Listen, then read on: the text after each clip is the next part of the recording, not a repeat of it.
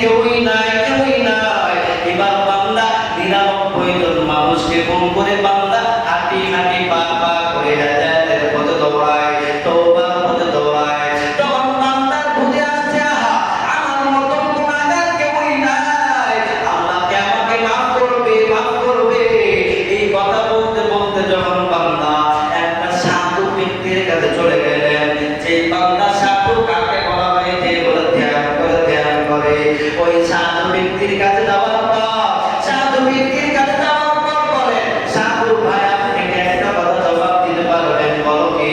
বলে বলে আমি 99 জন মানুষকে খুন করলাম, আল্লাহকে আমাকে মাফ করতে পারবে কিনা? এবার সাধু ব্যক্তি ডাক দেয়া করে, তুই 99 জন মানুষকে খুন করেছিস, আবার তোর মা কিসের মা? আল্লাহ তোকে মাফ করবে না। এই ব্যক্তিরা রাগ হইয়া, গুসা হইয়া সাধু ব্যক্তিকেও কতল করে ফেললো, হত্যা করে ফেললো। এবার হলো 100 জন। এবার এই বান্দাটা আরো অন্তরের ভিতরে আল্লাহর ভয় ঢুকিয়া গেল। বান্দা যখন বুঝে আসলো, আহারে আমার মতন গুনাহগার কেউই নাই, আল্লাহ বুঝে আমাকে মাফ করবে না, আল্লাহ বুঝে কি আমার কপালে হেদায়েত রাখছে না। এবার যখন বান্দা যখন টের পাইল, খোঁজ খবর পাইল, অমুক জায়গার মধ্যে এমন একজন আল্লাহওয়ালা বুজুর্গ আছে, ওলামায়ে কেরাম আছে, ওই বান্দার কাছে যাও, তাহলে নিশ্চয়ই তোমাকে হেদায়েতের পথ দেখাইবে।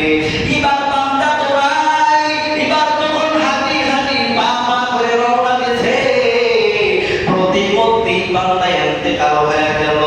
যখন ইন্তেকাল হয়ে গেল, এবার একদল ফেরেশতা আসলো বান্দাকে জাহান্নামে নিয়ে যাওয়ার জন্য, আর একদল ফেরেশতা আসলো এই বান্দাকে জান্নাতে নিয়ে যাওয়ার জন্য। দুই দল একই সাথে তর্ক বিতর্ক শুরু করে দিল। একদল ফেরেশতা কয়, এই বান্দা তো গুনাহগার, 100 জন মানুষকে খুন করেছে, আল্লাহ তাকে মাফ করে নাই, এই জন্য আমরা তাকে জাহান্নামের দিকে নিয়ে যাব। আর একদল ফেরেশতা কয়, না না, এই বান্দাটা তওবা করার জন্য রওনা দিয়েছে, এই জন্য আমরা তাকে জান্নাতের দিকে নিয়ে যাব। আমার আল্লাহ সাথে সাথে ফাইনাল অ্যানসার দিয়ে দিলেন।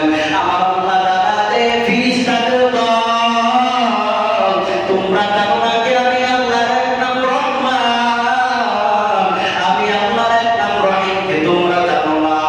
এই ফেরেশতাদের দল শুনে রাখো, এই বান্দাকে তোমরা মাফ দাও, কিন্তু বুঝ থাকেন যে পর্যন্ত গেছি, বলে তওবা করার রাস্তা যদি বেশি হয়, তাহলে এই বান্দাটাকে তোমরা জান্নাতের দিকে নিয়ে যাও। আর যদি এই বান্দার তওবা করার রাস্তা যদি কম হয়, তাহলে বান্দাকে তোমরা জাহান্নামের দিকে নিয়ে যাও। তখন আমার আল্লাহ এই সিদ্ধান্ত দিয়া দিলেন, আমার আল্লাহ তো কখনোই চান না এই বান্দাকে জাহান্নামে দিবেন, আমার আল্লাহ কখনো চান না। এই সিদ্ধান্ত দেওয়ার পর সাথে সাথে আমার আল্লাহ ওই বান্দার জন্য জাহান্নামের পথকে সংকীর্ণ করে দিলেন, আর জান্নাতের পথকে প্রশস্ত করে দিলেন।